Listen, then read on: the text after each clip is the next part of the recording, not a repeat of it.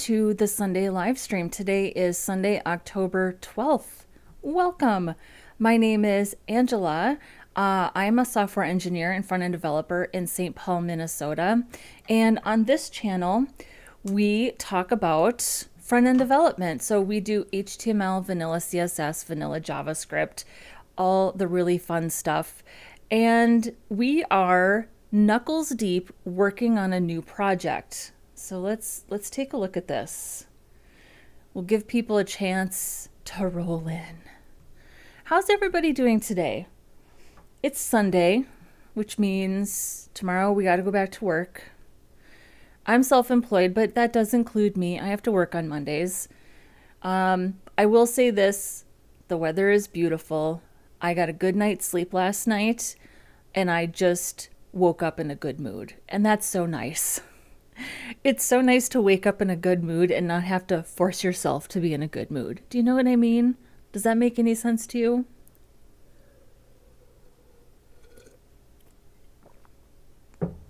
So here we are.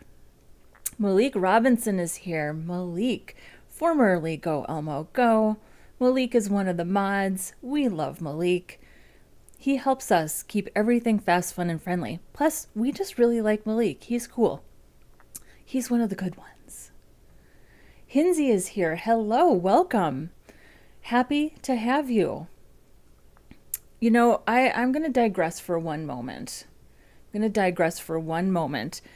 Because I woke up this morning to a comment on one of my videos, and I'm paraphrasing. It's something along the lines of, I feel really comfortable watching you because you seem so spontaneous. And I was like, I love this comment. Can I tell you all the ways that I love this comment? Because I tried to do scripted content.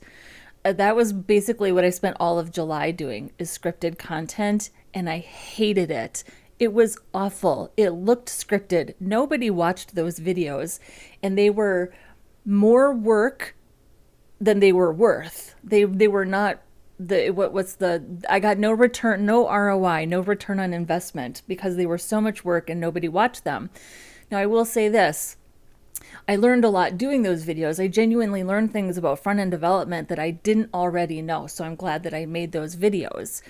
But I consciously decided that I was not going to do scripted content. Now, I may do the occasional tutorial here and there, but that's not going to be scripted. That's just going to be me teaching what I know. It's not going to be me doing anything more than a couple of bullet points so I can stay focused. So to the person who left that comment, you in one comment summed up my entire strategy for this channel, and you didn't even know it. And that just says to me that somebody out there is noticing what I'm doing and noticing what my intentions are with this channel. And it is not to do scripted content. It's just to talk about what it is that I already know, engage with people, have conversations, answer questions, share ideas. I am not the best front-end developer, not even close. I need people in the chat asking questions, pointing things out, telling me, oh, you missed this, or this doesn't work the way you think it does, or have you considered this? I need that. I rely on it, and I want that so I can be a better developer. So thank you to the person who left that comment. I appreciate it. And yeah, that was just something that was on my mind. So, and Hinsey is asking, do you have a JavaScript course? I don't. This is actually a perfect question with what I'm just talking about now, which is that it is unlikely you will ever see me making courses and tutorials. Of course, those are, pun intended, they're important, right? We need courses and tutorials because they help introduce you to a new idea, a new concept, a new programming language. I can tell, Hinsey, that you're new and you have not watched me struggle through JavaScript. Please don't let me fool you by thinking that because I'm good at CSS, I'm also good at JavaScript, because I'm not. I would say that I am a very intermediate level JavaScript user. I'm trying to get better. I want to be better, but it's not a strength of mine. I am much better at HTML and CSS and accessibility. I'm going to start lumping accessibility into that equation. And process. JavaScript has been very challenging for me. I would recommend, honestly, anything by Traversy Media. Actually, let me recommend this. Learn JavaScript online. I cannot tell you how much this has helped me. So this is the course that I recommend to everybody. Learn JavaScript online. It's a paid course. I think it's $85 and you have 5 years to finish the course. It's unlimited for 5 years. And then after 5 years, I think you can either resubscribe or re-sign up, something like that. But it is, and you can do it offline also. I think it's great. It's helped me. I'm not done with it yet. I'm maybe a third of the way through it. So I need to prioritize getting that done. So, and no one says, I got a freelance project. I have to write letter or motivation in English, and English is my second language. Okay. So you didn't specifically ask me this, no script. That's why I am watching you. I like raw video without editing. Well, thank you. So do I. Here's the other thing here's the other thing. Where are we here? The other thing that I discovered in streaming. So a couple months ago, yeah, it was like earlier this summer, I was like, you know what? And this was always my intention when I started the channel, but I didn't start doing it till this last summer. I was like, I need to take these streams and just edit out the chat and edit out the conversations and make them like these really focused project videos and then release those as projects. And I'm so happy that I decided to do that because that gave me a chance to repurpose the streams, right? And my best performing video on the channel, which is not that much, but my best performing video on this channel is one of those projects from this summer. It's like 12 hours long. Can you imagine? But it's got a lot of views and it's gotten me hundreds of hours of watch time. So my normal process is every Saturday and Sunday afternoon and evening after the stream, I immediately edit this video because I'm streaming and I'm recording on my end at the same time.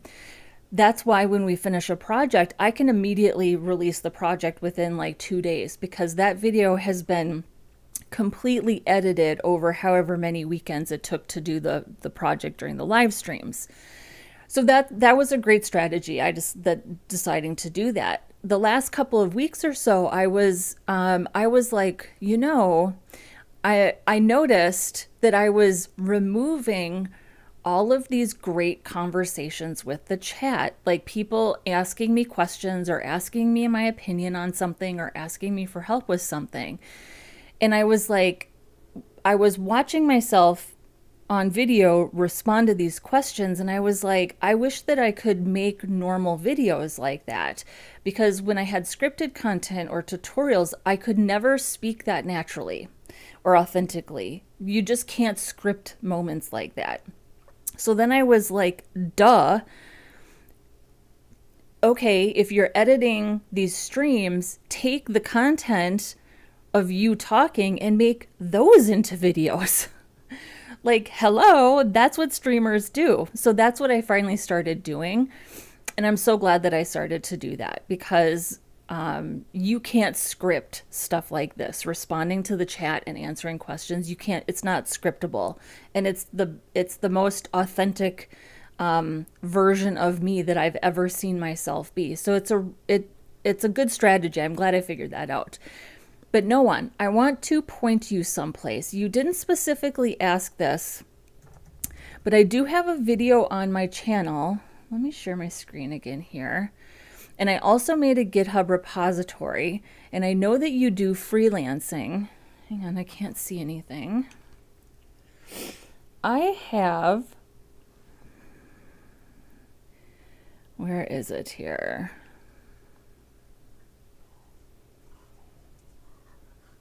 freelancing proposals.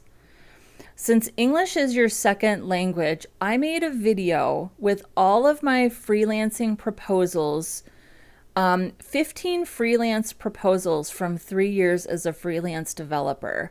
So this is stuff that I did from 2015 to 2018, plus I made a proposal template. So, and I redacted all of the sensitive client information. So I do have a video on my channel going through all of these proposals, but I also made a GitHub repository. And if you need help writing letters or writing proposals or something like that, this is an open source repository. You're welcome to use it. You're welcome to use any of the language in any of these proposals. Again, this was a video where I put all of this together and recorded a video, and nobody really watched it. And I think it's good information, and I'm happy to share it. So if you want to borrow some of this because English is your second language, you're welcome to do so, if it's helpful for you as a freelancer. So over time, I just learned to put things in proposals and write things a certain way that really worked for me, and maybe they could work for you too. So again, you didn't specifically ask that, but I'm offering it. So Hinsey says, my problem is that I don't know English well. I am an Arab and my level of English is A2. Well, Hinsey, the best way to learn is to practice, right? So if you are watching and you have questions, or you want me to slow down or explain something, maybe I went too fast or I didn't explain it well enough, let me know. I'm happy to do that. You just have to ask, and I'm happy to break it down any way I can if you need additional help. But also, welcome. Thank you for being here, and welcome, and hopefully we can help. Rizzy G is here. Are you going to deploy it using a LAMP stack? Yes, we are going to deploy this project using a LAMP stack. Rizzy, I don't think you were here yesterday, so I want to tell you what I let people know yesterday, which is that I am going to make a video about deployment, about how I set up a LAMP stack on DigitalOcean and how I rsync and how I do all of that. I'm going to show you how I configure the DNS settings, because I do have the domain name fiberandcraft.com, and we are going to deploy this. But I don't want to do it in a live stream because I am worried about inadvertently sharing something in a live stream that I shouldn't. So I'm going to record it as a separate video and release it. And I will let you guys know as soon as that is released, so you can see how I set up a LAMP stack and configure DNS settings. And then that video will be a separate video on the channel, and it will also be a part of the project video once I release the project. So I do want to start, I've talked about this before, I really want to start doing more deployment and DevOps content on this channel, because I think as front-end developers, DevOps is incredibly important. Knowing how to set up your DNS settings, understanding how to just deal with some basic a basic LAMP stack, managing a cloud server. Here's the thing, I had to do, because I have a software engineering degree, and I had to do a DevOps class, and it was all AWS. I can't stand it. It's the worst. But you do have to know how to do it. Now, in any organization, you should have a dedicated group of people who are doing that. So I'm not here to say that front-end developers need to have that kind of in-depth AWS knowledge, but you do need to have an understanding of it. And if you at least understand the basics of managing a cloud server and dealing with DNS settings, also incredibly important, because what's the point of doing front end if you can't put it in production and see it on a real domain? You got to know how to do that. So I'm 100% going to make sure that I start including more content like that, starting with this project. So that's a lot. I know. I'm feeling very wordy today. So, Mayok, I hope I'm saying that correctly. I'm a uni student first year. How does internships work? Everyone's giving me vague answers and not how to get one. Okay, so internships, that's different from junior developer. You used the word internship specifically. In my experience, internships, your school or your program should help you get an internship. That should be specifically part of your program, and you should have advisors or instructors that are helping you get set up with an internship. I've done many internships before. Listen, software engineering and development, this is my fourth career. This is my fourth career. Before I was a developer, one moment. Hold please.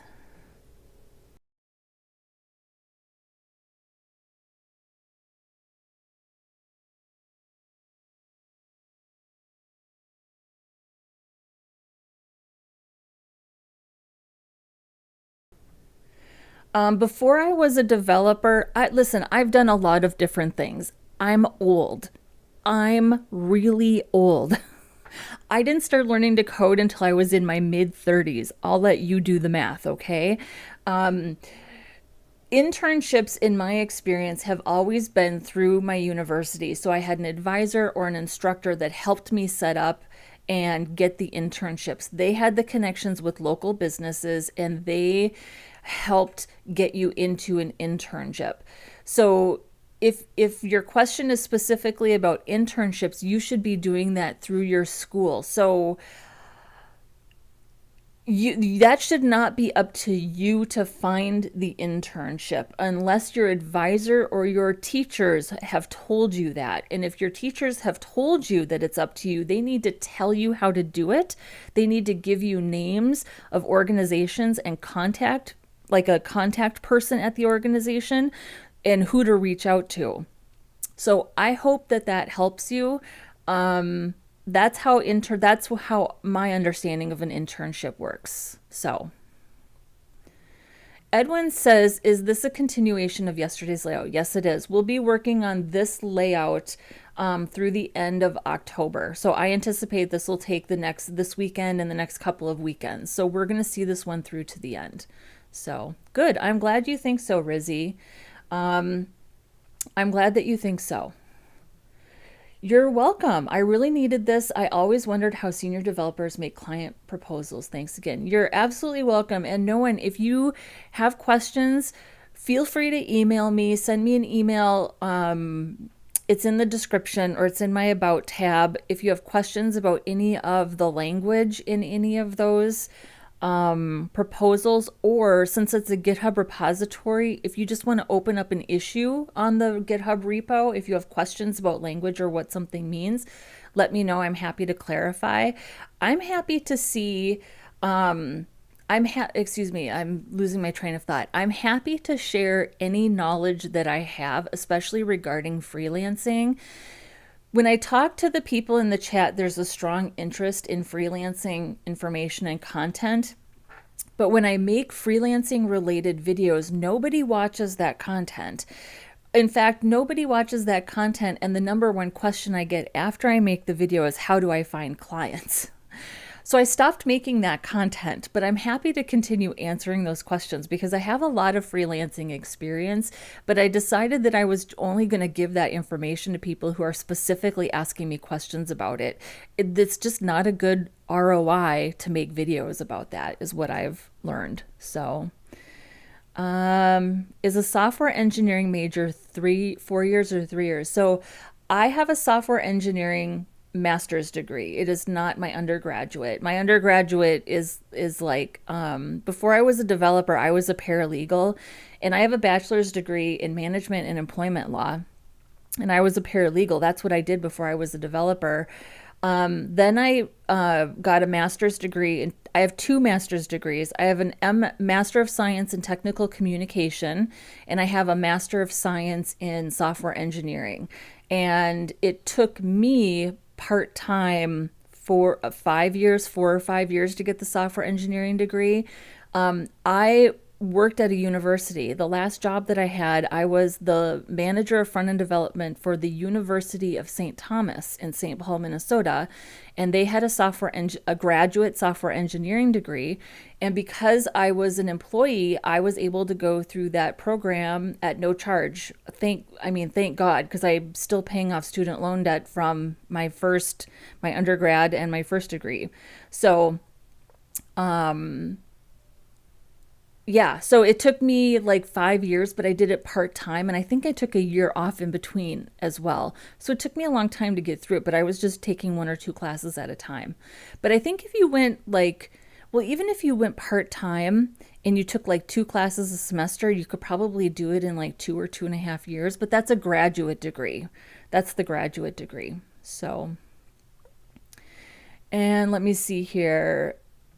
I see, but as a uni student, it's possible to get a junior dev position because I got to know something new. Oh, so you're talking about a junior developer position, not an internship. I think those are two different things. I mean, yeah, it's possible. Of course, it's possible. I'm not a good person to ask about. Unfortunately, I'm not a good person to ask about how to get a job because it's rough right now, especially in technology. There are a surplus of very experienced developers looking for jobs right now because of the massive tech layoffs that have gone on. I don't know when that's going to change. My best advice is that it's a numbers game. You're not going to get any job if you're not applying. So I don't know how many jobs you've applied for. I don't know how often you apply, but the only way you're going to get a job is if you are applying. You need to get online. You need to look for organizations that are hiring junior developers or who are willing to hire people with a little less experience, and you need to apply. It's a numbers game.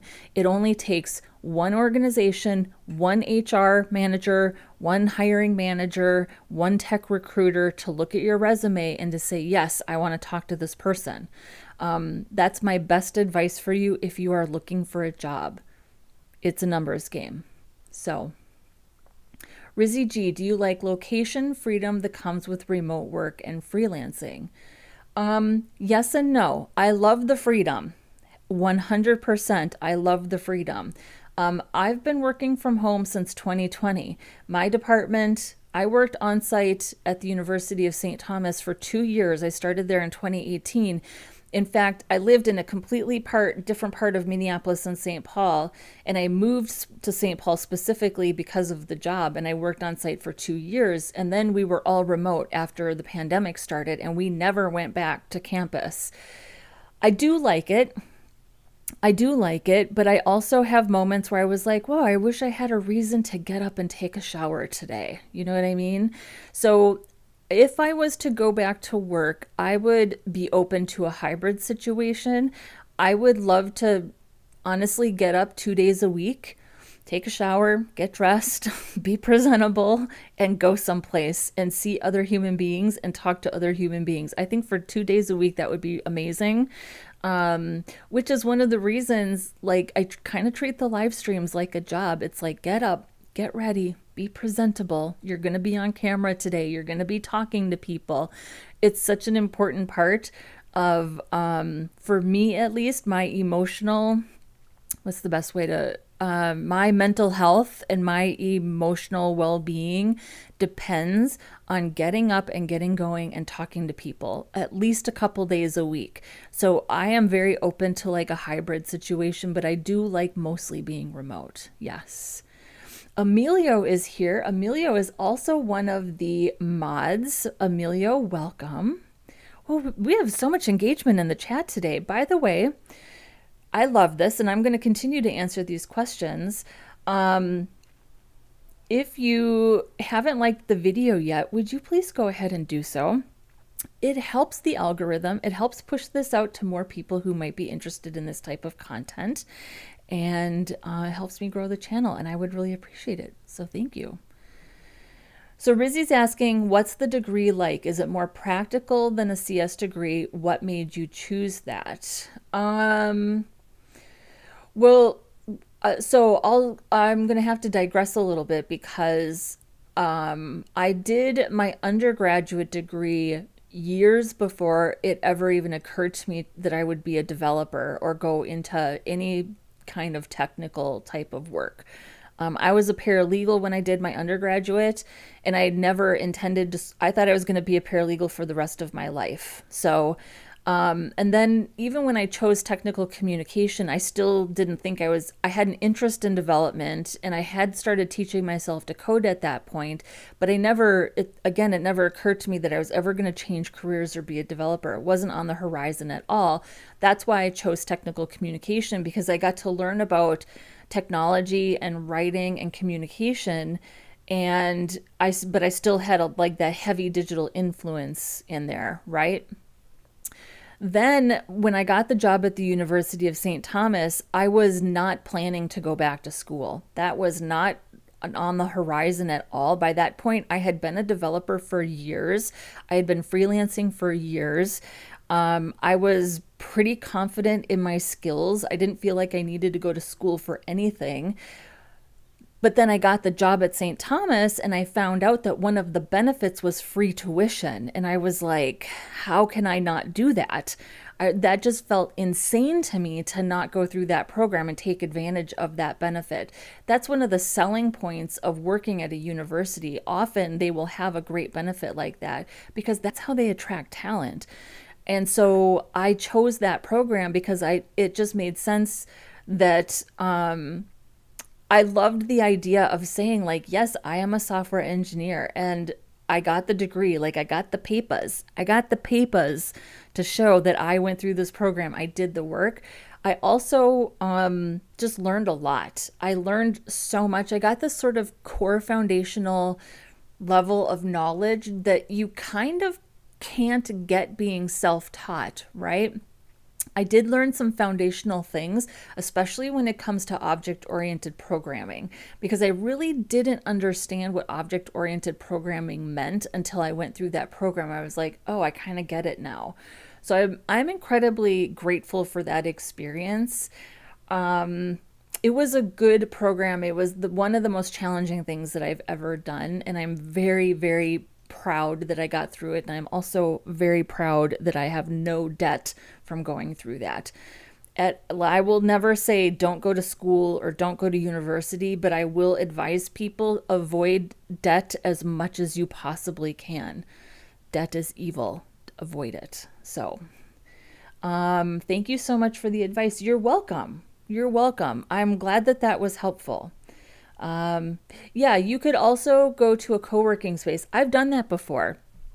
I have done that before. I don't like it. I have to tell you, I don't like it because I don't actually work with those people. In my opinion, one of the benefits of going to an office is that you actually get to sit and chat with the people that you work with. You get to see the people from your team. So, I agree that co-working spaces are a great idea. I personally don't love them. I also think that they're really expensive. So, but if you need an office in a pinch, they're a great option. So, Emilio says, as an HR professional, apply even if you think you might not get it. You learn a lot, ask questions. Gold advice. Don't you think, Emilio, that it's a numbers game? You're not going to get it if you don't apply. It's like, what's the Wayne Gretzky quote? You miss 100% of the shots that you don't take. That's how I feel about applying for jobs. You're definitely not going to get the job if you're not applying. And it only takes one HR professional to notice you, one hiring manager, one tech recruiter to notice you and want to talk to you and give you a shot. That's how I see it. So... And Rizzy G says, I'm a business major, but I also got into programming in the pandemic, and now I am pursuing a master's in business with technology management as a specialization, and I did a front-end internship. I mean, that is gold. I think that is gold. It's nice to see somebody in technology, paying attention to the business side of things. So I think that that's going to be a really, really valuable degree. And yeah, Rizzy says community college is also an option. So I before I got, so I did community college first. I have an associate degree in paralegal studies, and I was a paralegal. And then while I was a paralegal, I went back to school and I got a bachelor's degree, BA in, it's like individualized studies. It was management employment law.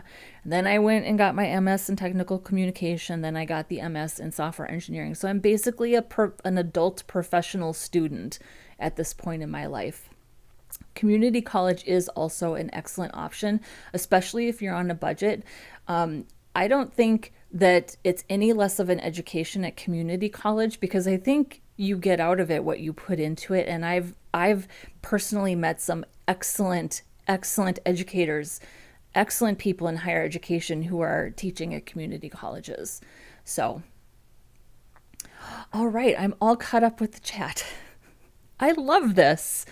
I love this. I love the conversation. So should we get started? Should we get started? So here's my plan for today. So once I get started working, if you have questions and you put things in the chat, please don't be offended if I don't respond right away, because I am going to dive into the CSS. I really want to blast through some of these styles today, but I will take breaks to stop and talk to the chat. Here's what I want to do.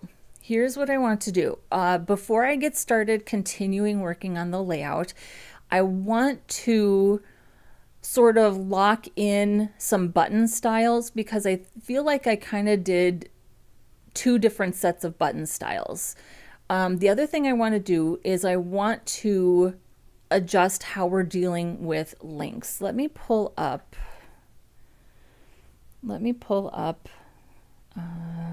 Where is our screenshot? Let's pull up our screenshot. We're going to lock in how we're dealing with links as well.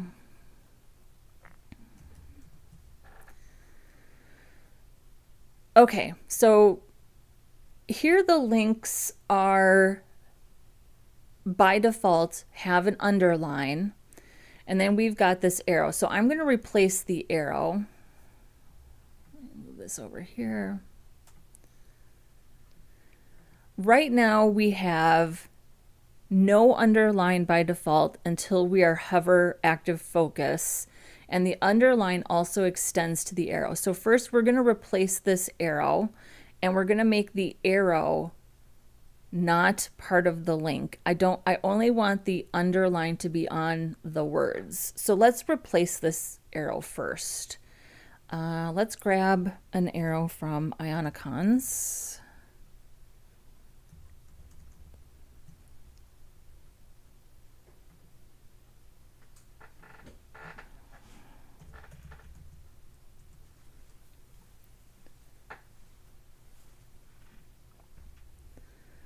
I'm gonna grab this guy.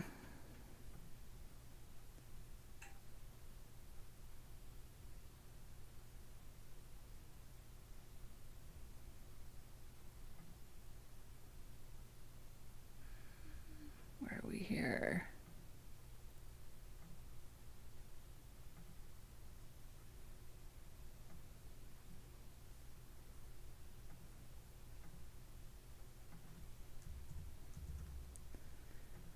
So I want to replace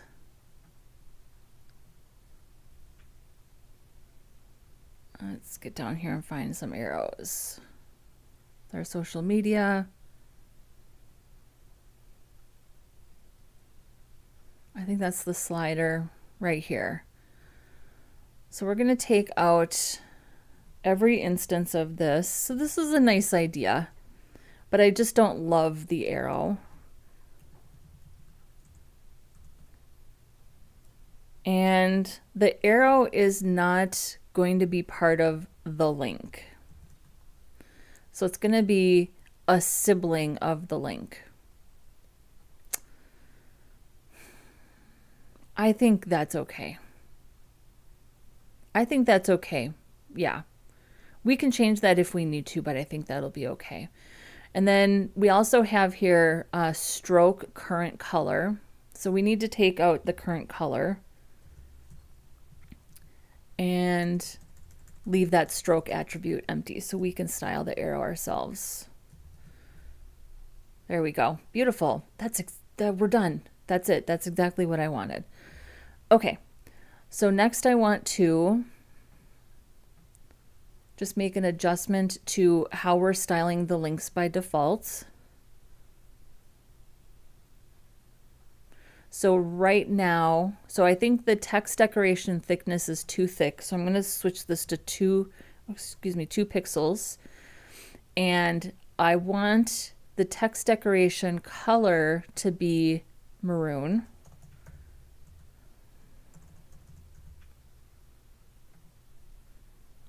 And then I want the hover to be transparent. So that's number 1. So now we have a line by default. Okay, perfect.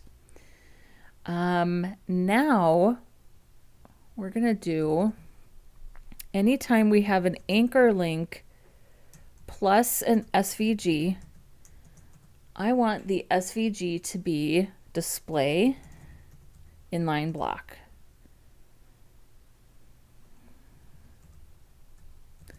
And I think I'm going to make also, I think I can just make this display inline block as well. So anchor links by default are display inline, but we could make them display inline block, and then that gives us the best of both worlds, right? There we go. So you can see now that those are lining up next to each other. Now we can style this SVG accordingly as a sibling of an anchor. So we'll say width, I'm going to say 1 rem, height 1 rem, just like that. That's a little small, maybe a little bigger.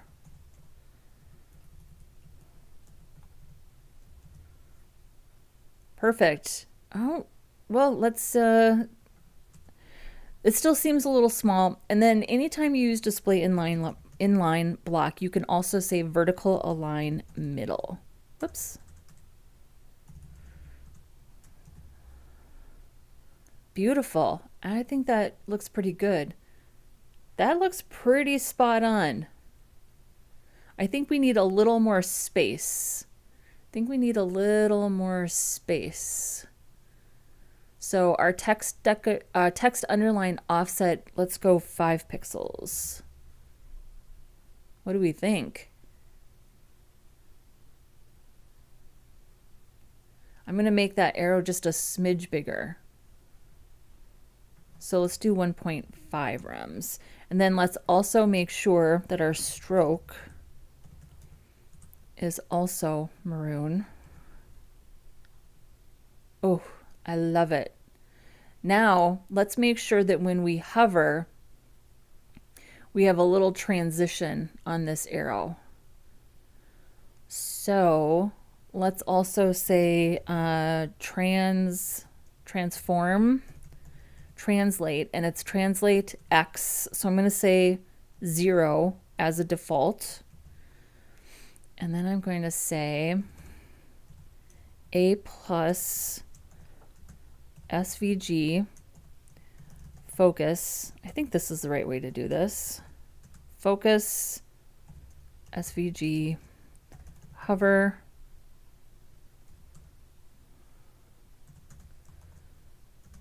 SVG active. Transform, translate X, like, I don't know, 10 pixels. It has to be, oh, it's, hang on. You hover on the anchor.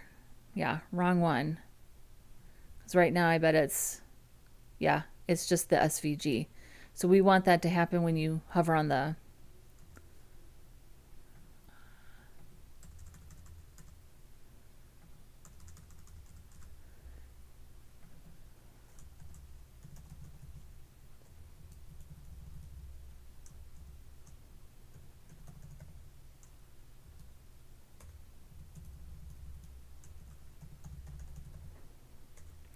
And then let's also do a transition. And we're going to transition the transform. 300 milliseconds, ease in, out. Ooh, look at that. What do we think? So there's no confusion if you only are hovering over the arrow. This only, yeah, we love it. We love it. So now every link, by, oh, we're going to have to reverse engineer this up here. But this is a good example in the navigation how every link is going to be styled by default with an underline, and the hover active focus will be that that underline disappears. So I'm good with that. I'm completely good with that, but we have to reverse engineer this for the navigation. I want the opposite to happen on the navigation, but I'm not going to worry about it now because my plan is to come back and sort of fine tune what's going on in the header. So I'm just choosing not to worry about that now, but that's going to be the plan. So now really anytime we have a link with a sibling of an SVG, we get this behavior, but it also supports just the link styles itself, which I think is great. I love. Make this a little bigger. So, yeah, this is perfect. It's perfect. Cool. Okay, and we want to, let's do this here for this little shop category. We'll add our arrow.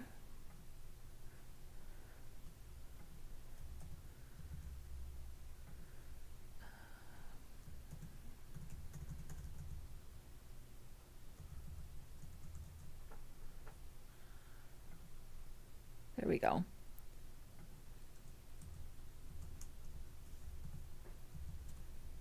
We'll take out the current color.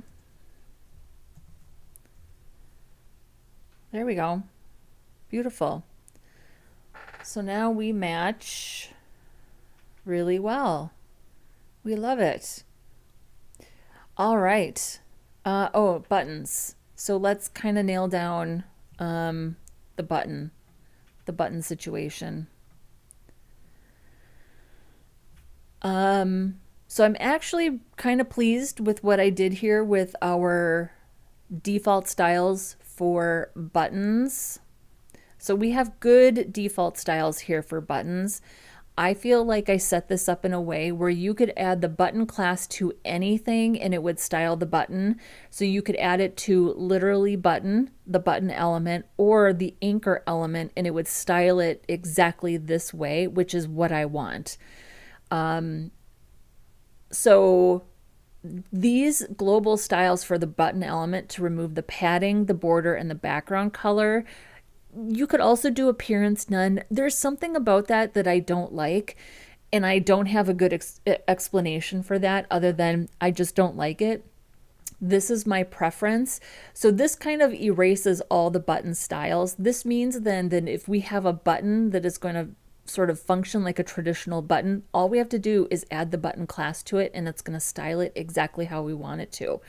So it's just super flexible and I'm loving it.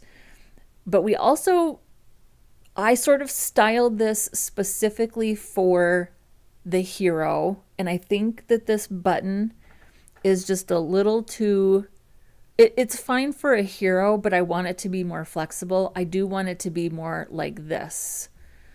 So let's see here. So here's the button. Here's the button for, yeah, this padding.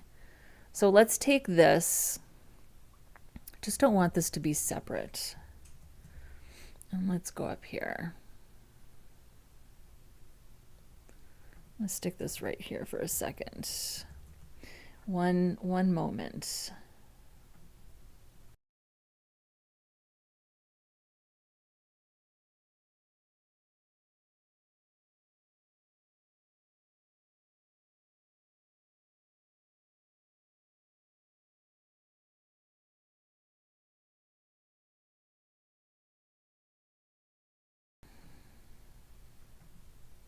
Okay.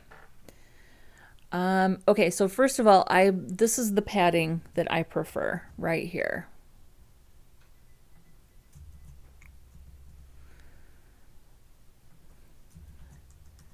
The other thing that I was thinking was I kind of feel like this button should be a solid white and the hover should have the transparent background. So I'm going to reverse that. And then that's going to be the default style. So I'm going to change this to a background color of white and a color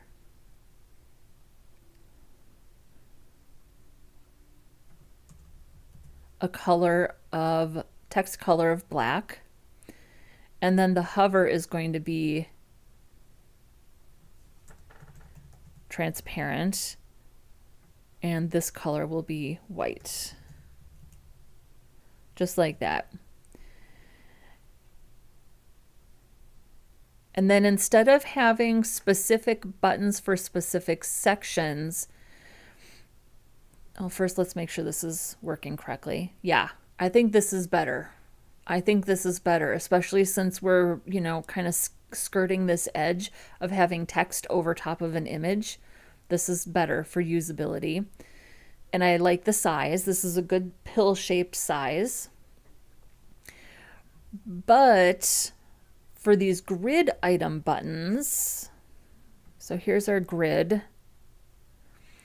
And then it says class button. Let's go ahead and just make another class. We'll just do another class. So I'm adding kind of like a sibling class. I don't know if that's what the official name is. That's what I think of it as, a sibling class of navy.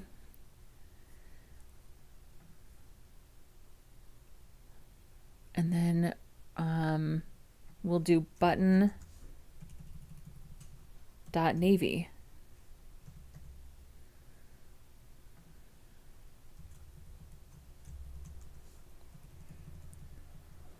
Button.navy.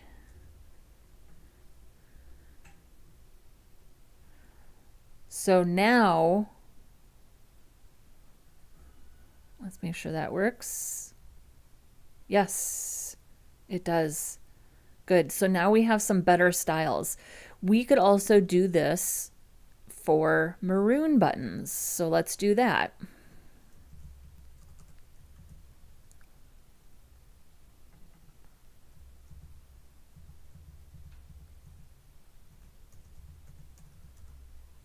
Maroon.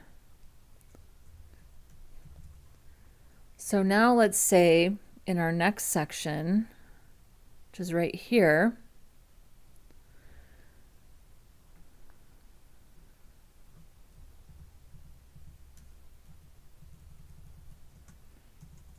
class button maroon.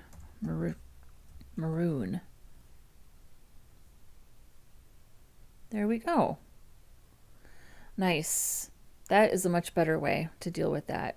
And then let's add an arrow here. So we're going to have to, reverse engineer, but that's okay because global styles don't mean that you never undo something. It just means sort of the greater amount of styles, right? That's completely fine. It's completely fine to have to reverse engineer something on a section by section basis. I don't think there's anything wrong with that. So let's add the SVG arrow here, which is right here.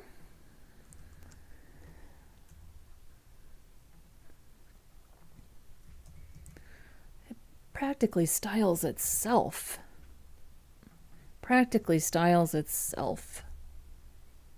Beautiful. The only thing that we're going to do different for this section is we're going to change the aspect ratio of those images. And that section is done.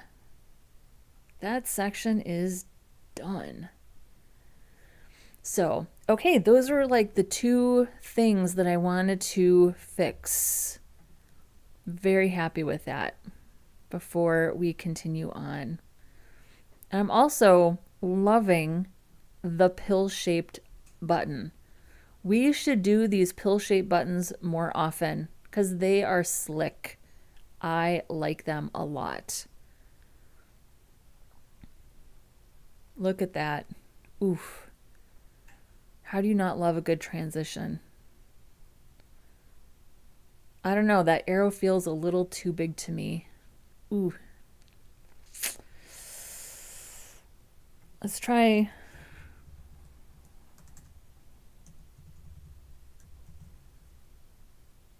Yeah.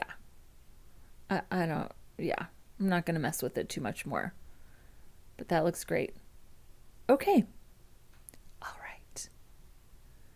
Good, good, good. Okay, let's do this full width section. So let's do this right here. I'm not going to do this little banner flaggy thing over here on the right, but I am going to do this overlay with the half pill shaped. So let's find that. So hero card section, 4 cards, full width. Here is our full width section.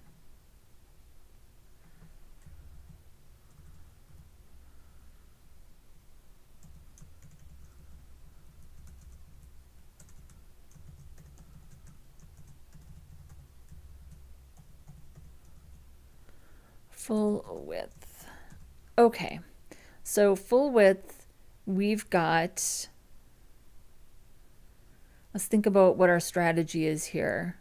So we know that this pill wrap is going to sit over top, and probably this section is going to be position relative. The figure will be position absolute. Let's see here. Okay.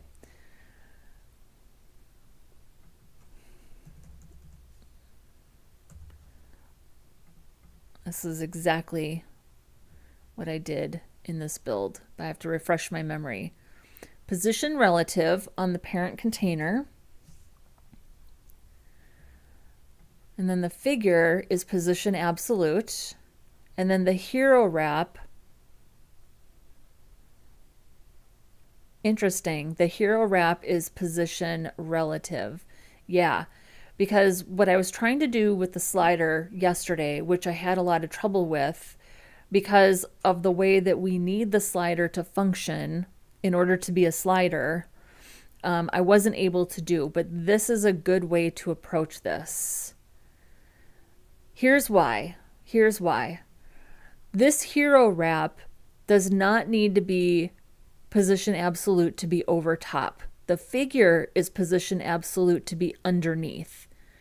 And then we're still defining an aspect ratio on the parent container. But as we get smaller, the aspect ratio,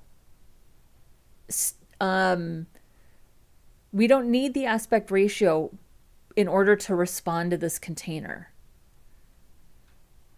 That's what I like about this. So the aspect ratio is kind of acting like a minimum size, if that makes sense. And that's what we need here, because we need on mobile, without having to write a bunch of media queries, we need the small size, the container, to respond to whatever is happening inside that container without having to write 5 million media queries to handle the situation, which is not the end of the world, and sometimes you have to do that. But I do feel like this is a more flexible approach. So this is what we're going to do. So this will be position relative. Let's see.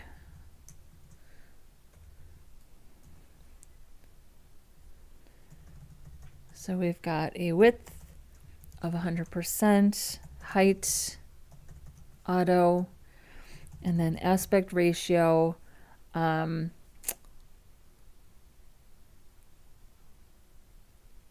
Definitely not 16:9. Maybe this is, how do I measure something? Let's see. Just want to get like a basic measurement.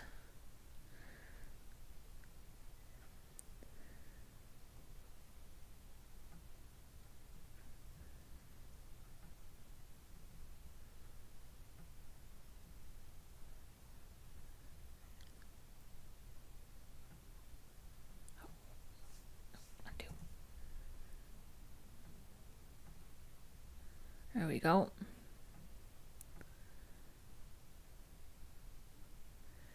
So this is, where do I find?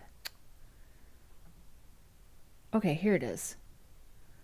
So this is 3200 by 1195. What is that aspect ratio? 3200 divided by 1195. That is 2.67 to 1. 2.67 to 1.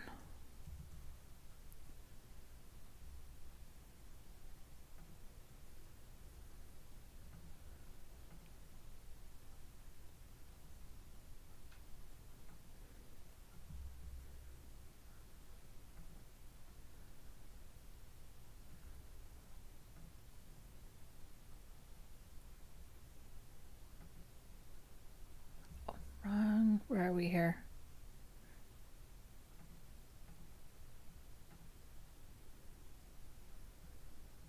Where'd you go?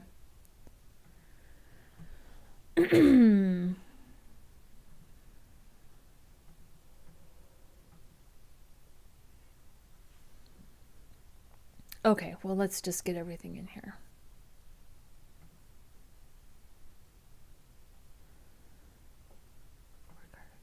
Card section. Wait, am I losing my mind?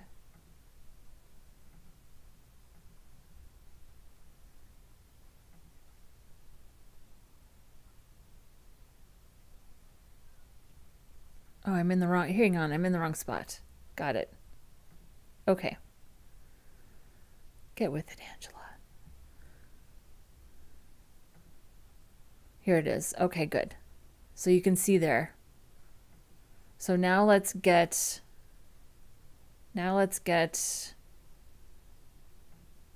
this in there.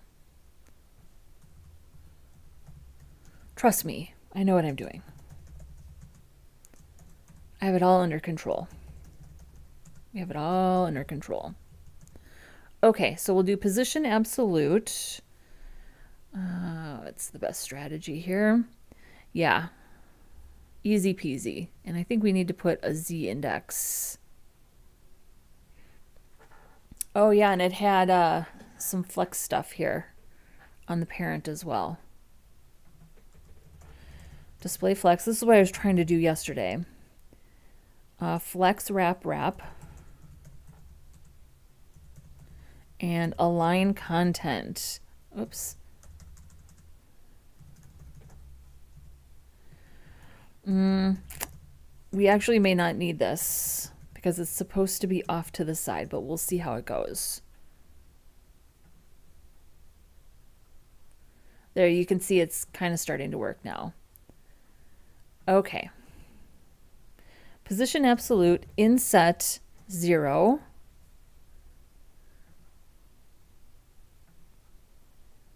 Width, height, and we can't forget our Z index. Z index 0.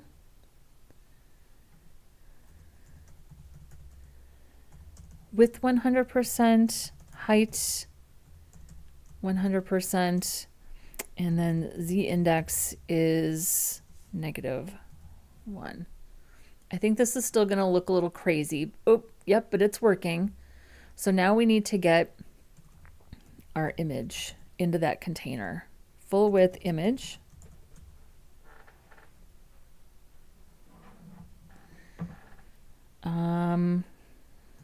We're going to do width 100%, height 100%, object fit cover. Beautiful. Look at that. So here's our section. Here's our section. Here's our figure, position absolute. And then here's our pill wrap. Nice. And it's off to the side, which is what I wanted. Which is actually what I wanted. Oh, the line content is on the y-axis, not the x-axis. So that actually works in my favor because I do need that to be off to the side. And the way I got that centered is by just using a width and a max width, and margin auto is how I got that centered. So this is actually perfect. And then the hero wrap, we could also do display flex just to organize the content inside. But we might not need to do that because the content just needs to be, let's look at our mock-up here. The content just needs to stack naturally, so I don't think there's any organizing that we need to do here. So let's start to style this a little bit. So here's our pill wrap. Let's just make sure that all of the content inside this container is, well, I guess it doesn't matter. So we'll do pill wrap. Color white.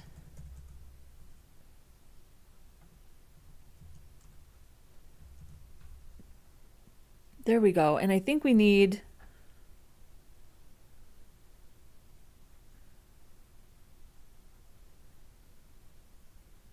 I think we just need to adjust, yeah.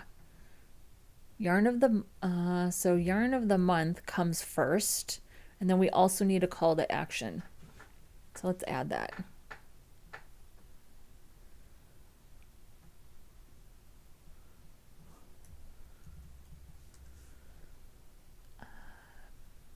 So what do we want to be the H2? Like what would we say the H2 is?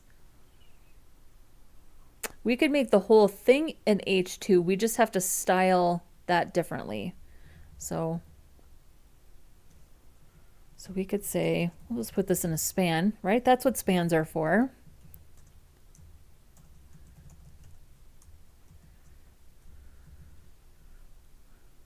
And then, oh, we have a see more here. Is there a link here someplace I'm not seeing?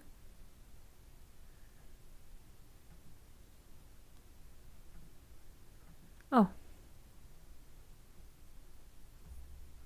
Oh. Why don't I see it?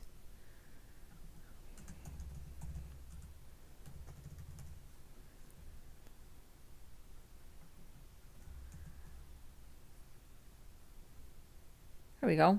What color is it supposed to be?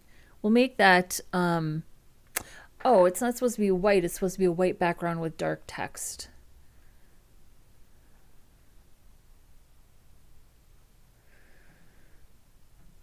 Okay.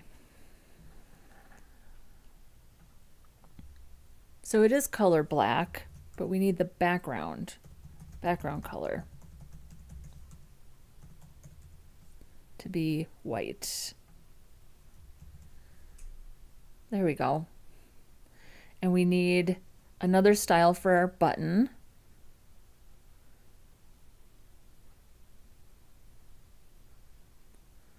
So let's do a button.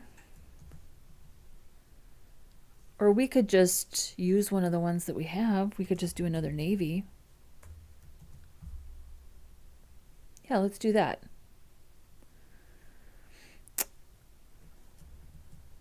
Whoops.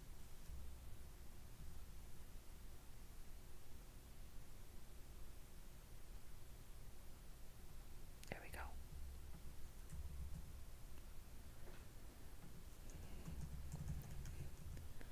Let's add some padding.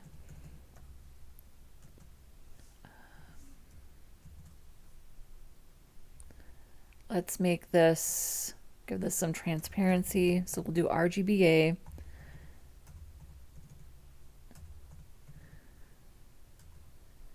And then maybe 75%. Whoops.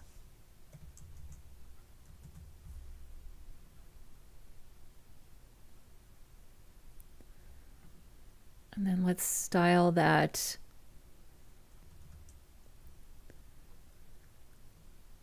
So I'm going to say pill wrap.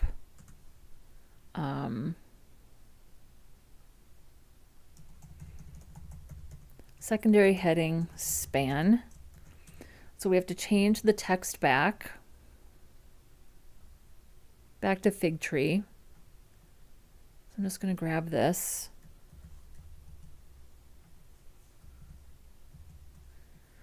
And then let's also make this,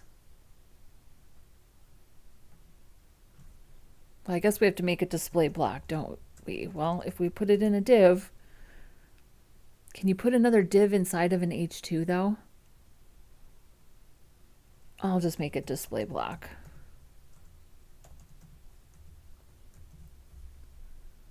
There we go. And then let's see if we can get this pill shape. Let's just do 3 rems all the way around. Let's rein in this width a little bit. Oh yeah, it's about 50%. We'll just make the width 50%.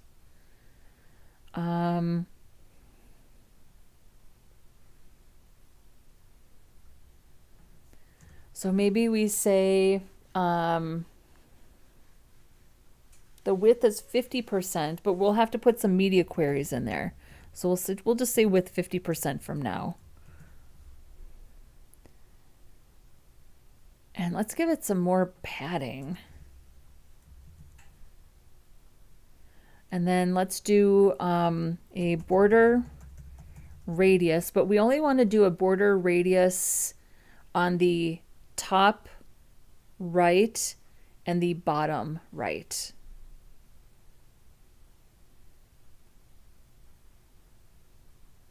Top right, 50 VH, border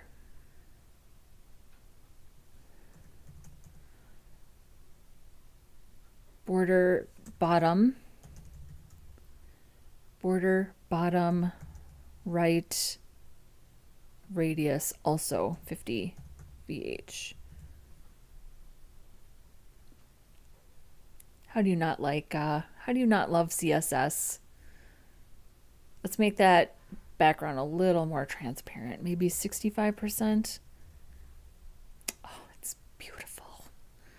It's beautiful. How do you not love it? Okay. Let's make this a little smaller and we'll make this a little bigger. So right now, our font size by default is 2 rems. This is a lot bigger, and I think this also has some text shadow. So let's give everything in the pill wrap some text shadow, and we can borrow some of those styles.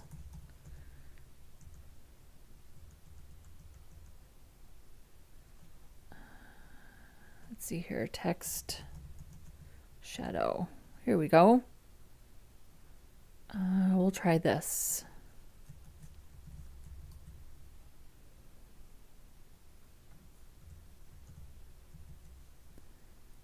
Ooh, that's too much. Needs a little. Not that much. I think that might even be a little too much. Let's bring this down a little bit. Yeah, that's definitely better.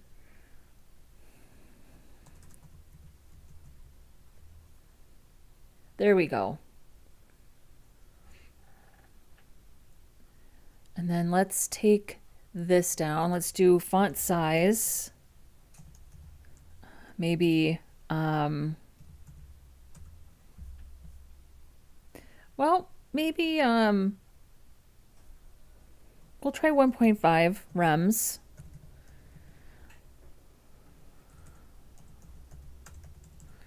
pill wrap, secondary heading, font size.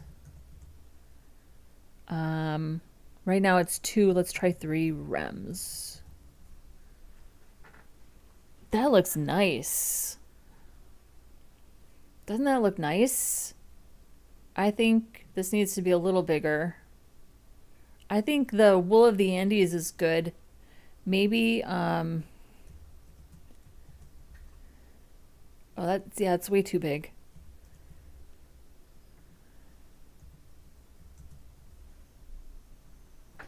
That looks good. Oh, it's uppercase and it's got some letter spacing.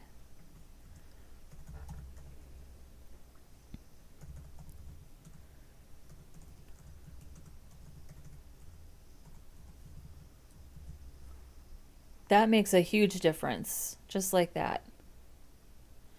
And let's make sure it's got a little more, maybe a little margin under there too.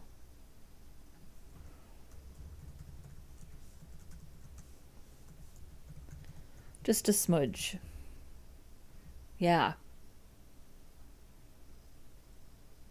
Oh, and I didn't spell Andes correctly.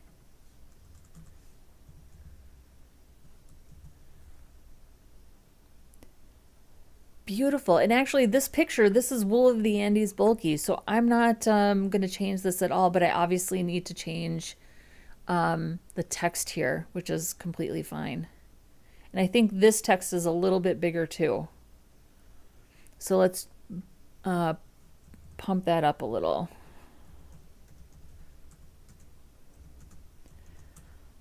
So font size, let's just try like 1.1 rems. It's usually a pretty good bump if you need it. Yeah, that looks great. Maybe a little bigger.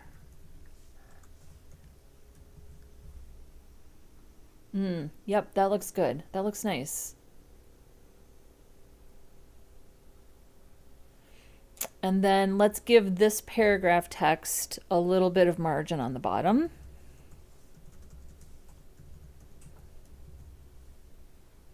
Oh, look at that. What? That looks great. So we have this nice aspect ratio now. And then we have a container that's as big as its text, right? So here's how this actually looks really nice. This is a good mobile experience. So that aspect ratio is like the minimum size. So let's write a couple media queries here. So where are we at? 930. So let's say at about 960, we just change the width. So here, I'll write a media query. Oops.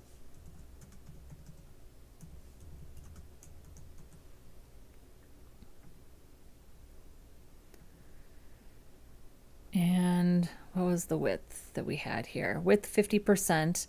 Let's change our width to 85%. Oh, whoops, hang on.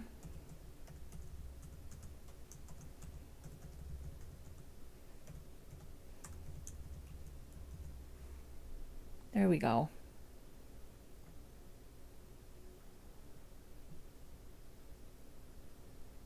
And then maybe once we get down to 600, we change it to like 95%.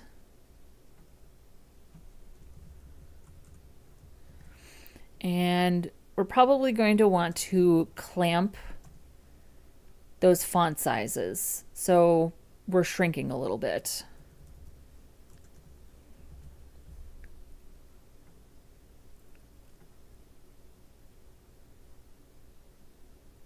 But this is not a bad mobile experience at all, I don't think.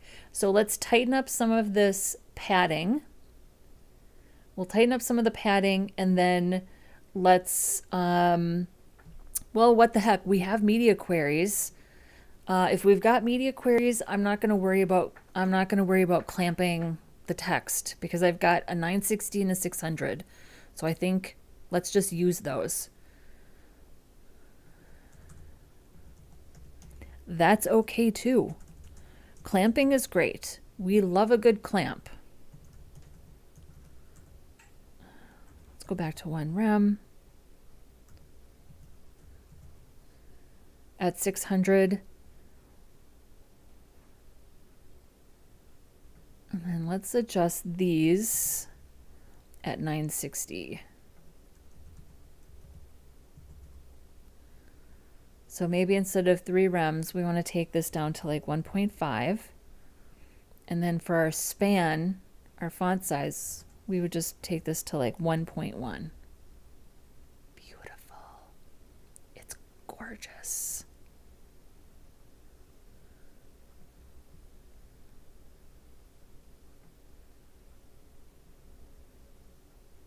And then let's tighten up that padding. So we have, where is it? Right here. So we have 4 rems of padding. How about at 960, we take that down to 2 rems. And then maybe at 600, we just take that down to 1.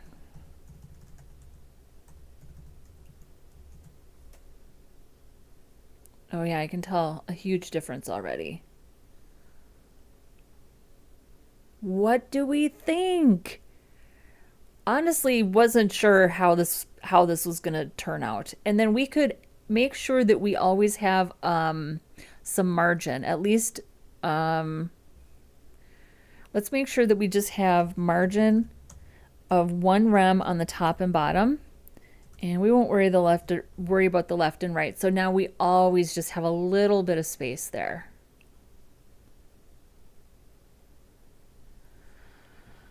I'm so excited about this website. I'm so excited about this. Let's write a couple media queries for this. Yes, this also. We styled this for card grid yesterday, but I didn't do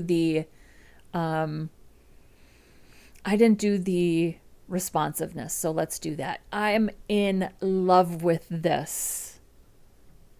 I'm in love with this section. Yeah, it looks great. It's very nice on mobile. That looks terrific on mobile. It's you can see there's a little bit of spillage there, but it's not too bad. We'll see how it actually looks on a mobile device once we get to the QA part. I think it's okay. I'm not worried about it. We could add more padding if we need to. I love it. I love it.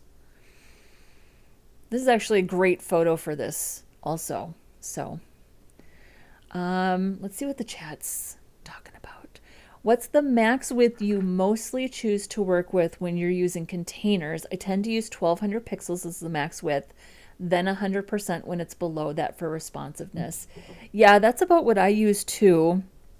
So I'm a big fan of, let me see here, 1200 divided by 16, 75. So 75 rems. I usually do it as 75 rems. Now for this, I'm doing 1600 because the mock-up was just a little bit wider. So I did 1600 for this, but I normally do about 1200 because I learned how to do front-end development. I learned everything in terms of 12 columns, right? For years, everything's been all about 12 columns.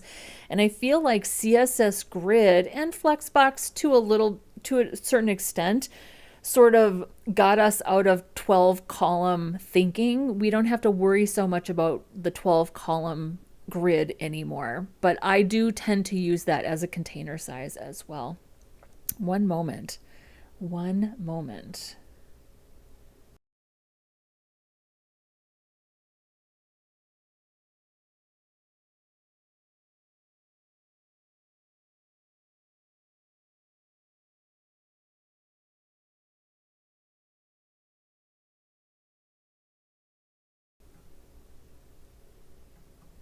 All right, I have terrible allergies. So if you see me taking myself off camera, it's so I can blow my nose. I have a runny nose from my allergies, though. So, thank you very much, Rizzy. Says it looks awesome. I like your thinking process, how you go step by step. Yeah, I mean, that was another reason that I wanted to do this. I wanted to, I think it's really helpful to hear what people are thinking when they're problem solving. So that was another reason I wanted to start streaming this process. I hoped it would be helpful. So thank you for that. I usually put font size 62.5% on the body, which makes it about 10 pixels per rem. This helps me calculate easier on the fly. Like 2.4 rems is 24 pixels. Yeah, that's a good strategy. I've seen other sites do that, and that's a really good strategy. I'm at a point now where I'm pretty comfortable with 16 as a calculation, which is not to say that I don't still need to get out my calculator, because I do. But I think that strategy makes sense to me. Yeah. No one is asking, what are your thoughts on adding a background blur effect to the pill wrap? I mean, that's not a bad idea. That's not a bad idea. Should we try that? Let me make this section, let's make this responsive first, and then we can go ahead and add a little blur here. That sounds good. That sounds good to me. I'm down for something new. And M7 Parvi is here. Hi, how are you? I'm doing well. How are you doing? Thank you for joining us today. Do me a favor. If you haven't liked the video yet, would you go ahead and do so? I would appreciate it so much. And if you're not subscribed yet, I would love to have you as a subscriber as well. Just throwing that out there. No pressure. No pressure. I'm just, throwing it out there. Here's what I've learned about asking people to like and subscribe. What I've learned is that if you want people to like and subscribe, you have to ask. And that's okay. You have to ask. So once I started doing that, I started getting better results. So there's that. Okay. Let's make this responsive. Let's get back to that. So this is our 4-card section. Let's go back up to our 4 cards. So here's the 4 cards. Everything's pretty much in the grid. And we'll go ahead and do a media query here.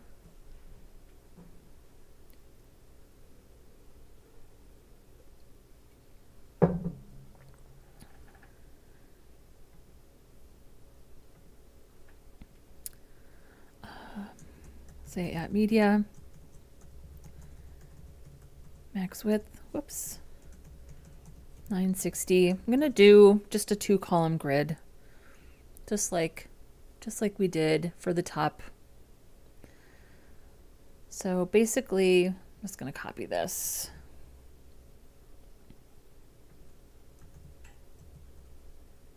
We don't need that. And we'll change this to 2. And we'll change this to 1.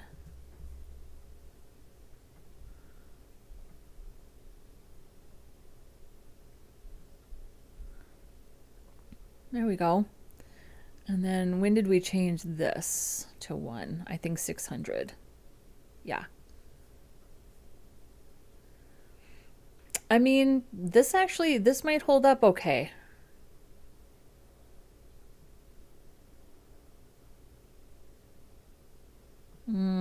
We can change this to 1 column. That's going to get pretty squishy. If it didn't have the button,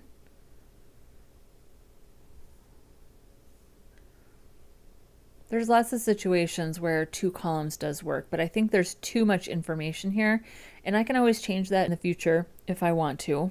So for now, I'm just going to go the traditional 1-column method.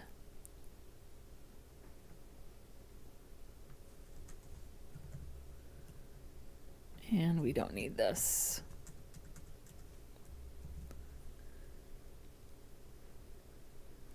And then we have to fix this.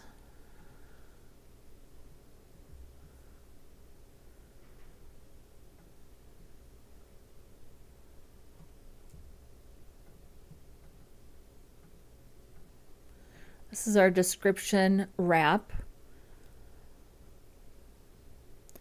And I think all I'm going to do here is at 960, I'm just going to pop this little link right underneath.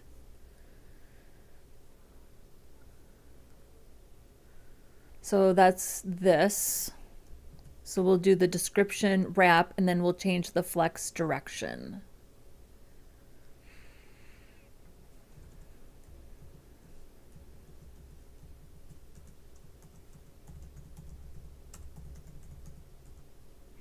And we'll just change it to a column. That should pop it right underneath there. Yeah, and then I think it just needs we'll do like a 1 rem of gap to give it some space. Beautiful.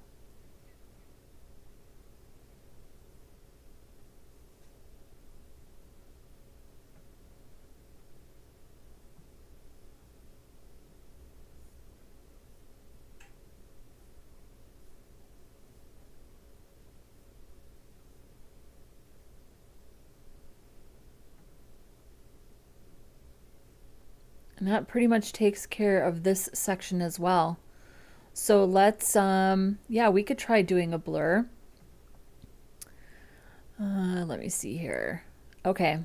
I don't exactly know how to do a blur. I'm just going to be honest. So let me Google it. CSS background blur.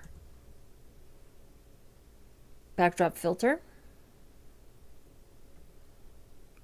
Let's look at the docs. Okay. The backdrop filter CSS property lets you apply graphical effects such as blurring or color shifting to the area behind an element. Because it applies to everything behind the element, to see the effect, the element or its background needs to be transparent or partially transparent. So it can't be white. So instead of white, it's a blur. Let's see here. Transparency is essential for the backdrop filter effect to be visible. The element itself or its background must have some level of transparency.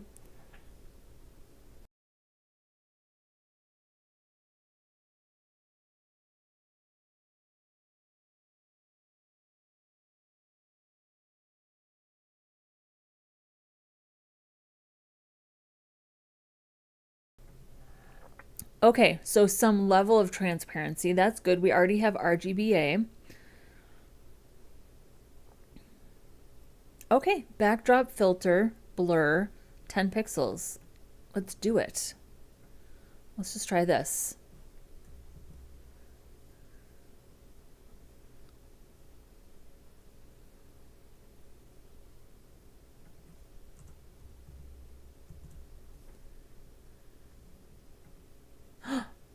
Oh, I like that. Is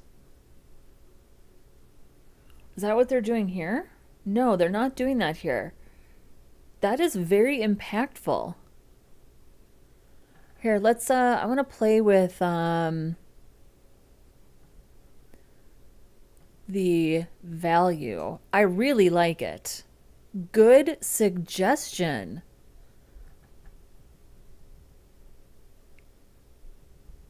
I'm just curious. Really good suggestion. I like about 5 pixels of blur. Nice. Nice. Yeah, we're definitely going to do that again in the future. Look at that.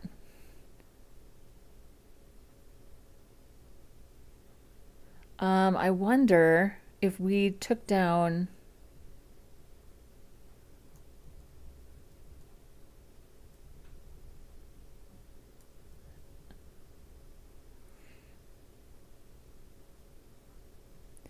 So if I take this down to like 50%,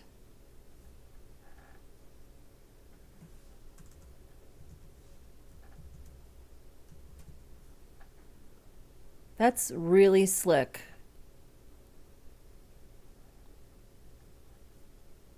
Yeah, I like that a lot. Good suggestion. Oh, you know what hang on, what we need to do here,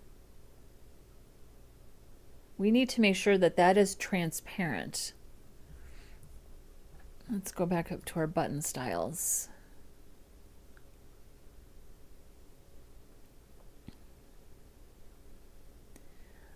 Yeah, so the background color should be transparent.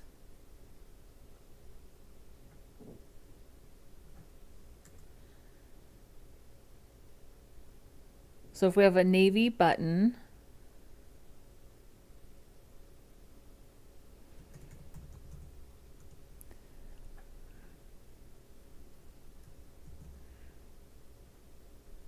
and same here. Let's make sure that this is all okay.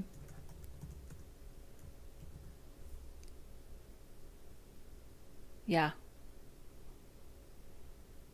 We're still good.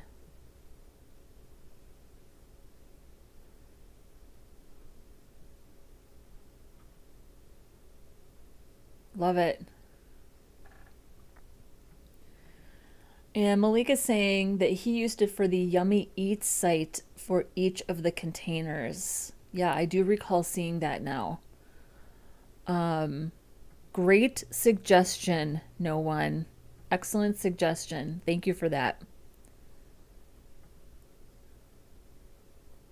Beautiful. Let's move on to the next section, shall we? We're doing great on time. We're doing great on time. So this next section now, look at this site.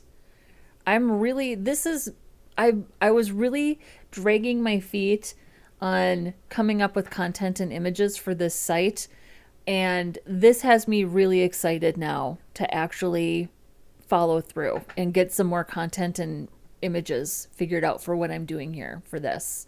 So super excited. This is why I know I keep saying this, I'm not going to stop. I'm going to keep saying it.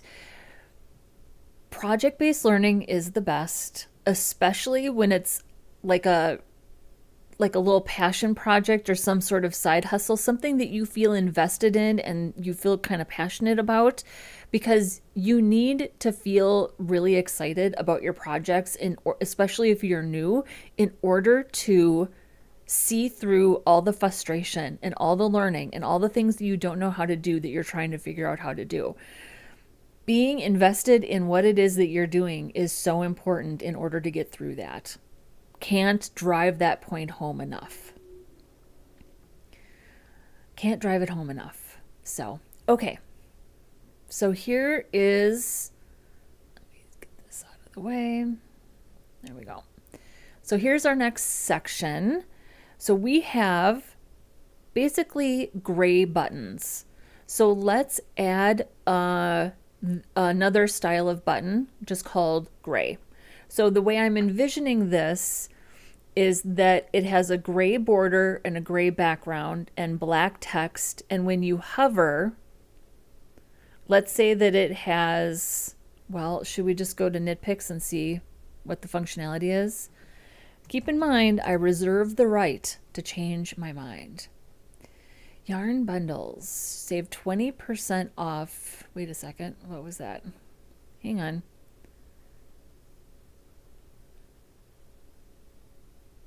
Oh, swish tones.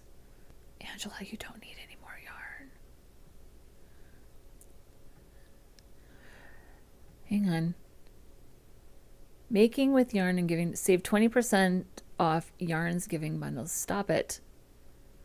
So basically they just have bundles. Okay, I'm gonna have to come back and check this out.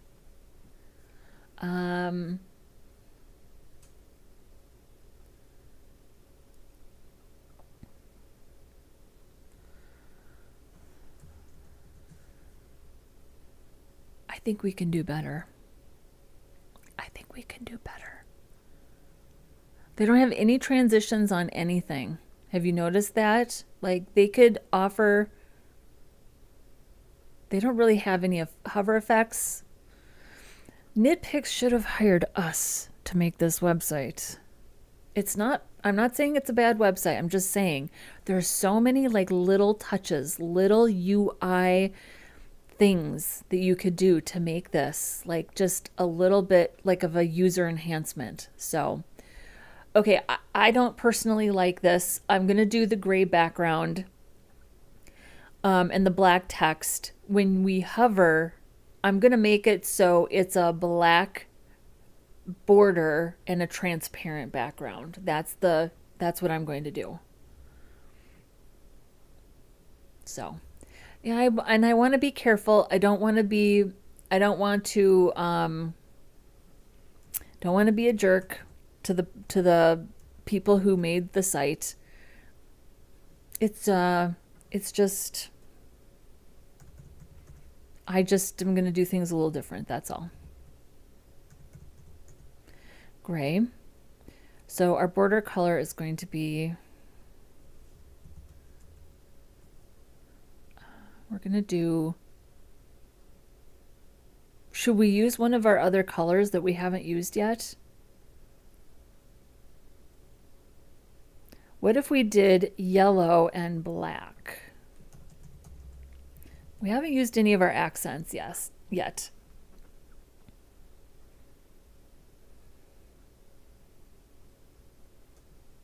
And then we wouldn't need this.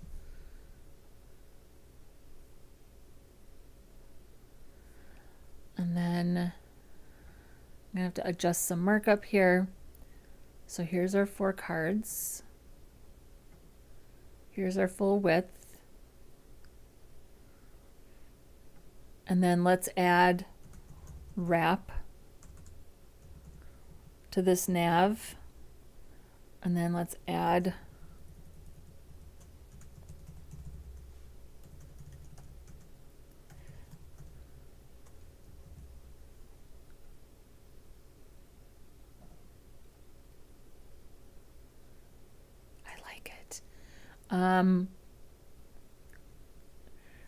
we also need to make sure, I think that we should write our own width for this nav links.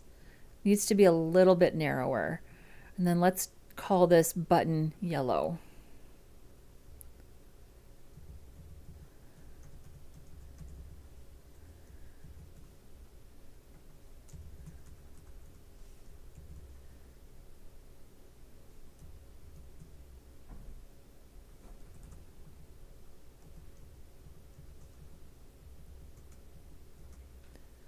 And this is the links section.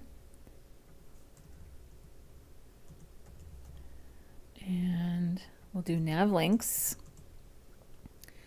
And I'm pretty much going to do this. Here's our wrap. So here's our wrap. Maybe we can stick with wrap, but we just change the width. So instead of 100 rems, we just change the width and we say, we can try 75.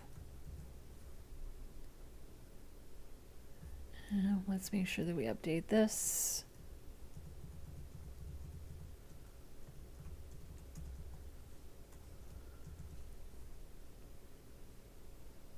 And then let's make everything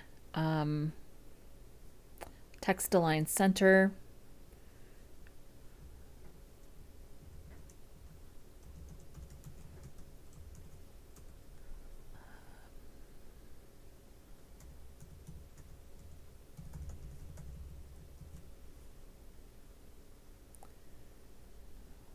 And then let's make this a little narrower. And this will be a little more staggered once we have different like words and things. I think this could be a lot narrower.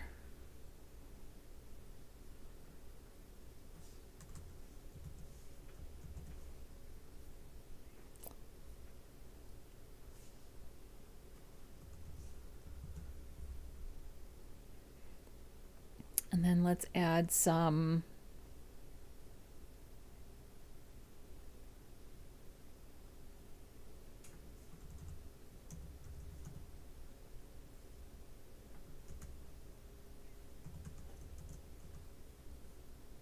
we'll add a little bit of margin to these, like maybe 0.5 rems on the top and bottom. Well, all the way around.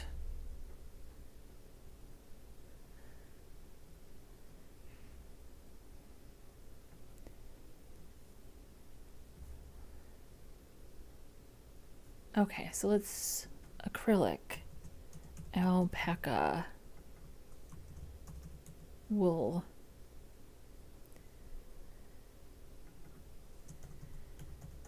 Beginner friendly.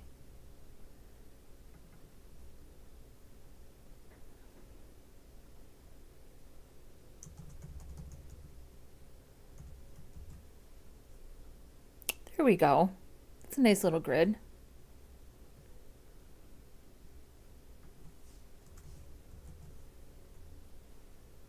Yeah, that works.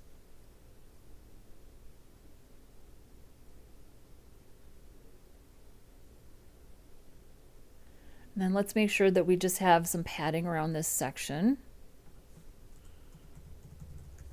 So maybe 2 rems on the top and bottom.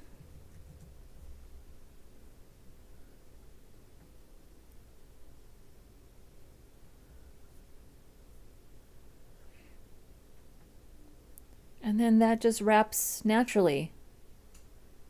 That's the beauty of display inline block.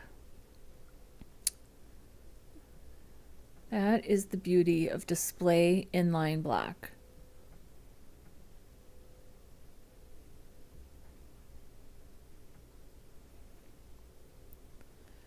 Perfect.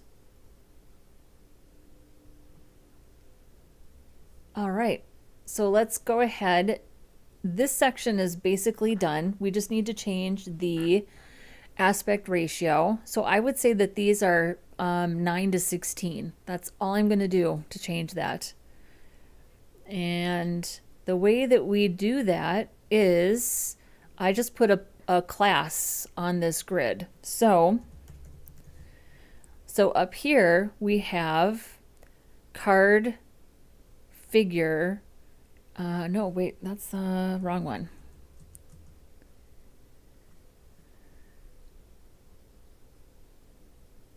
Right here, grid item figure aspect ratio 1. So we would actually do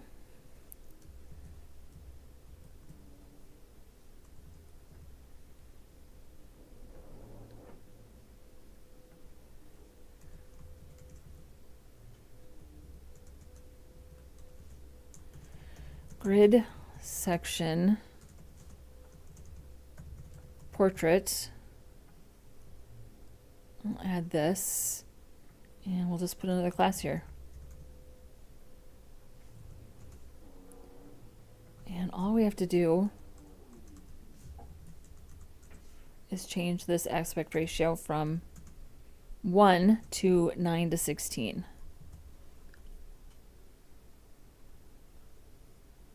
And it should be fully responsive.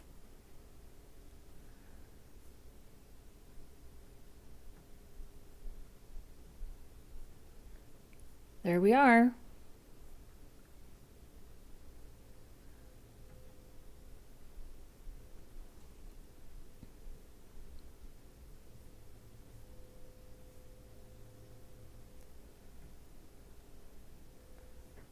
All right. Are these aligned? I think they are.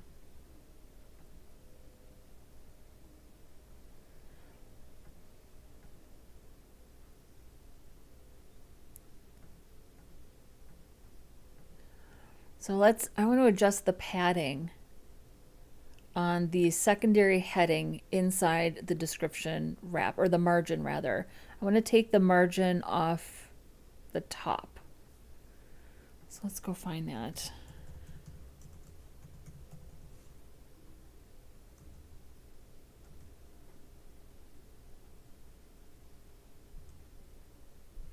I don't think I have separate styles for that. That's fine. We can go ahead and do that.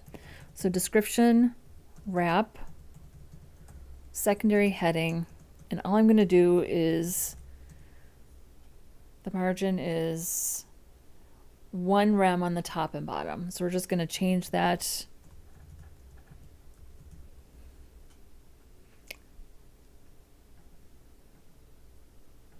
There we go. That's more aligned.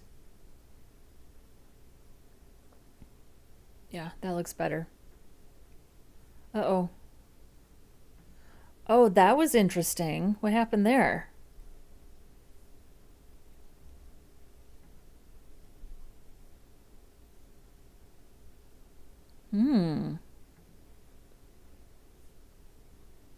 The whole thing wasn't styled. Little glitch. Little glitch in the browser.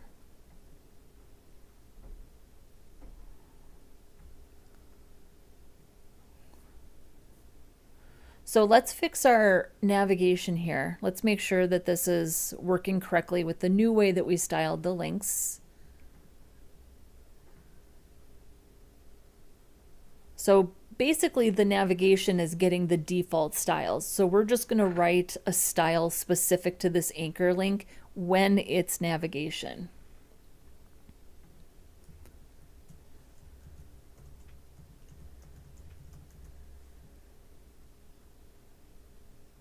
And it's not specific to mobile.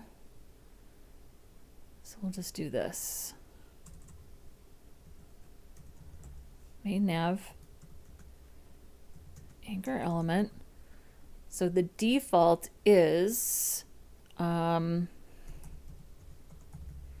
text decoration, color, transparent.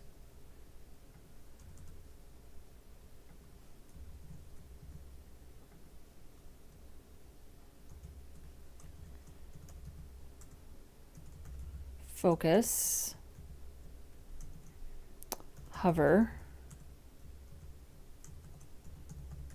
active. We want the text decoration color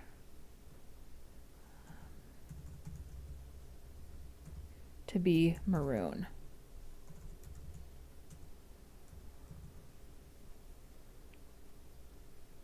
There we go. And that didn't impact any of our default links.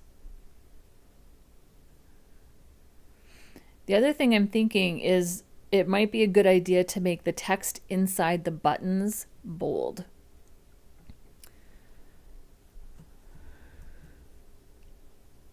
So let's do that and see how it looks.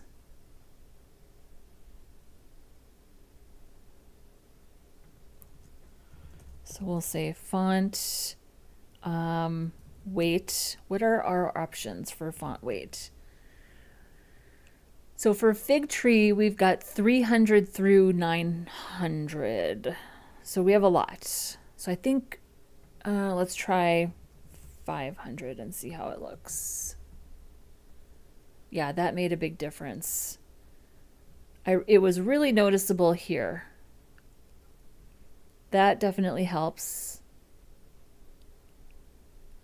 Let's see.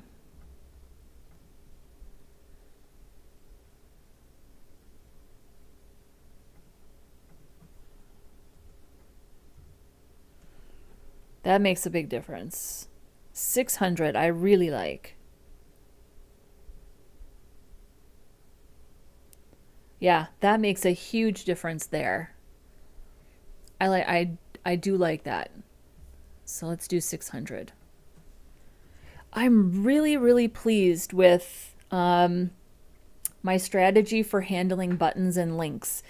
I have to say, I think that this is my best so far at dealing with buttons and links and global styles. That has been a never-ending struggle for me to really nail down a process for this. Very happy with this. Very happy with this. I think this is the first time I've really come up with a system where I could just write a class and have it apply to either a button or a link just by virtue of a class. Yeah. Really pleased with this so far. So let's go ahead and push. Let's go ahead and push this up to Git. Let's see here. We'll go ahead and clear. I always do a Git status just to see what's what. So we added an SVG and we only made changes to index.html and style.css. And I'm just confirming which branch I'm on, because ask me how many times I've been working on the wrong branch in my career.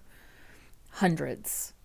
There is nothing worse than spending an entire day and then going to push and realizing you did everything on master. I mean, it's fixable because you're local, but it's a huge pain in the ass. So we'll git add, we'll git commit, and we've got new SVG arrow, styles for the layout and responsiveness. And we'll git push origin main. So we should see this updated now on our GitHub page. It takes a couple minutes to deploy, but we should see that updated here shortly. So what do we think? I think we did a great job this weekend. I think we did a terrific job this weekend.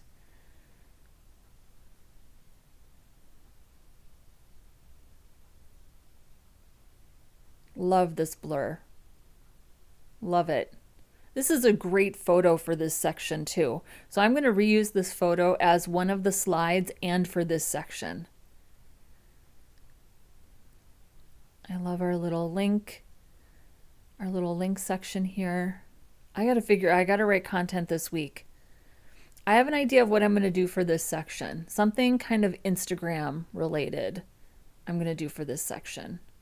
Like maybe link to some of my favorite Fiber Instagram accounts and just do screenshots of like the profiles of my favorite Instagram people that I follow. And then we have, what do we have left to style? Let's see here. So we have left this section. So we have this section, we have sort of our pseudo Instagram section, which I am not using the third-party API. I'm just going to put in images and link to my Instagram. We have an About Us section, and I haven't done the footer yet. The reason I haven't done well, at first I just forgot that I hadn't done the footer. Then I thought, actually, I don't want to build out this huge, gigantic footer. I don't have enough content for this. This is not an e-commerce website.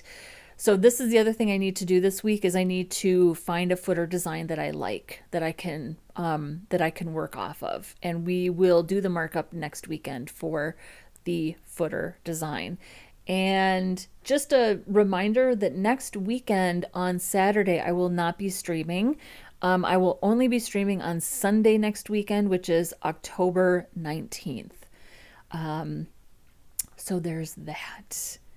And so Rizzy G says, if you were to build an e-commerce website with just vanilla stack HTML, CSS, JS, where there are many products, let's assume the website sells katanas, how do you manage it if it has 1,000 products? I would just build you would have to have some sort of back end, right? I mean, you could either just make a JSON file yourself. I would probably do something like MongoDB and make a little Express server and build an API. But I have to tell you, MongoDB, to me, hot take, you could just manage a static JSON file if you had a ton of products, because what's the difference between going to MongoDB and manually entering in all of your products or just maintaining a static JSON file? Just and then just keeping that static JSON file as part of the site and not really needing to have a back end. Just saying. So that's how I would do it, is I would probably just manage a static JSON file and use that as like a pseudo or a faux API. Like, you were tasked with building a front end of the website. How would you go about templating and rendering products? I mean, so if I was doing static, you can render. I would just, yeah, I mean, I would just put everything in. I would build a JSON file. That's basically what we did with the, let's get over to GitHub here.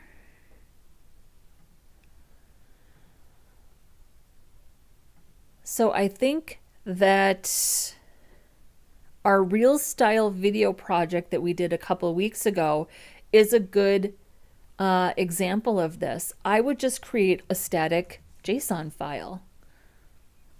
What's the difference between a static data.json or products.json? What's the difference between this and manually maintaining a list of products in MongoDB? Now, I will say this.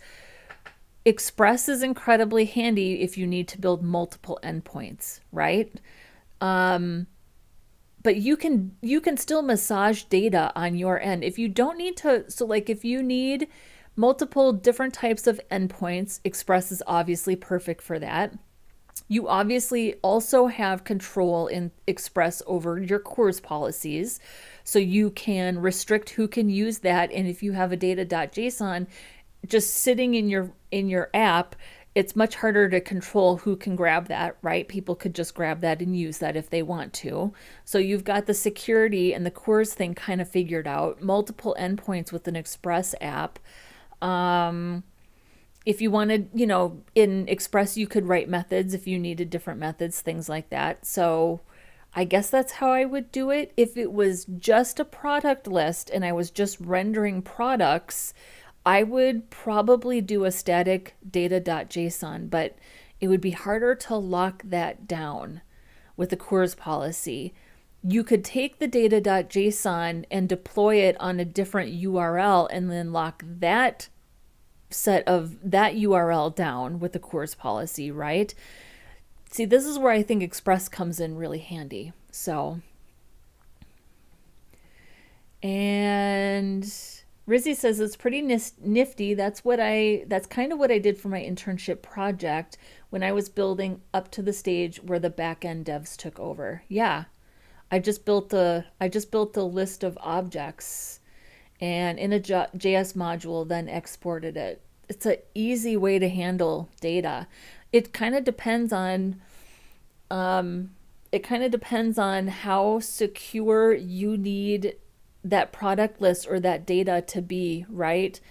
And here's the thing, I'm not like a full stack or a back-end developer, so there could be other ways to lock down a data.json that I don't know about, which I'm completely admitting that I know very little about.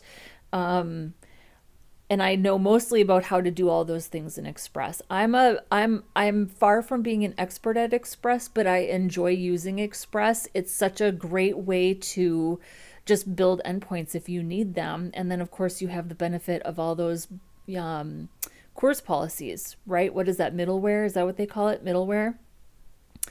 It's incredibly handy. So there's that. Well, what do we think? I think we had a great weekend.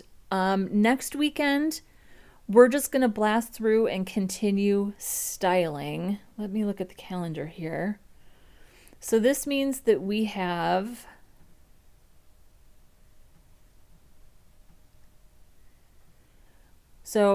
we've got the 19th, the 20th, and the 26th. So we've got 3 more days to finish building this out. Plenty of time. And then before the 26th, I'm going to make a separate video on how I set up and configure a LAMP stack on DigitalOcean, how I deploy with rsync, and how I manage DNS settings. So you can look forward to that. That will be a separate standalone video on the channel, and it will also be incorporated into the project video when this project is done. So it'll be in two spots. So that's my plan with that. All right, everybody, thank you so much. Do me a favor, if you haven't liked the video yet, would you go ahead and do that? I would appreciate it so much.